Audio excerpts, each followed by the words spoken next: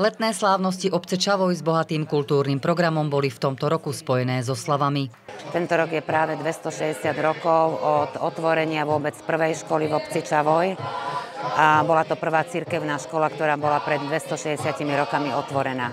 A zároveň, že vyšlo to tak, že je vlastne 90 rokov, odkedy bola postavená škola súčasná, v ktorej sa ešte dodnes vyučuje. Udržať základnú školu s ročníkmi 1 až 9 v obci s 500 obyvateľmi je v dnešnej dobe raritou. Je to síce veľakrát aj na úkor rozpočtu obecného, ale zase na druhej strane vnímame to tak, že sme koncová obec. A keby sa tá škola zruší, tie deti by mali veľmi komplikovaný život, pretože by museli dochádzať niekde do základnej školy a najbližšia vzdialená je asi 15 km Nitrianske Rudno.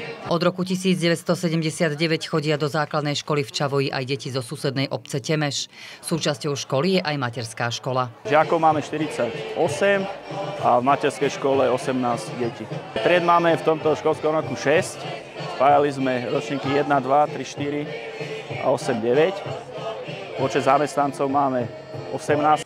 Škola je zameraná na individuálny prístup k žiakom a pozornosť venuje aj deťom so špeciálnymi výchovno-vzdelávacími potrebami. Čo pociťujem, nielen ja, ale aj kolegovia, tí žiaci sú u nás šťastní, sú otvorení, sú v bezpečnom prostredí, čo je dnes veľmi dôležité. Táto základná škola si prešla rôznymi rekonštrukciami, modernizáciami a ja som veľmi rád, že takýmto spôsobom ju obec aj udržuje. Želám im všetko najlepšie a hlavne čo by som im zaželal, je to, aby mala základná škola čo najviac svojich žiakov, aby fungovala v budúcnosti, aby sa rozvíjala.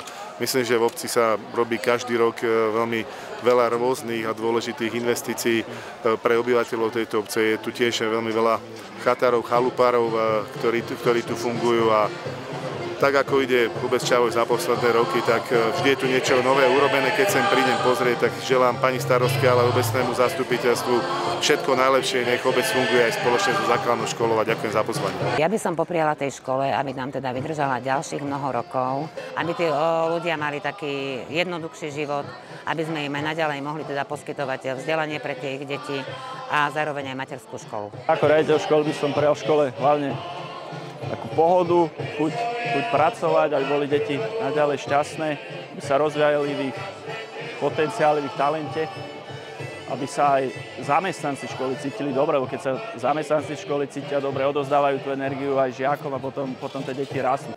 Ku gratulantom sa pripájame aj my a prajeme škole ešte veľa pekných rokov fungovania.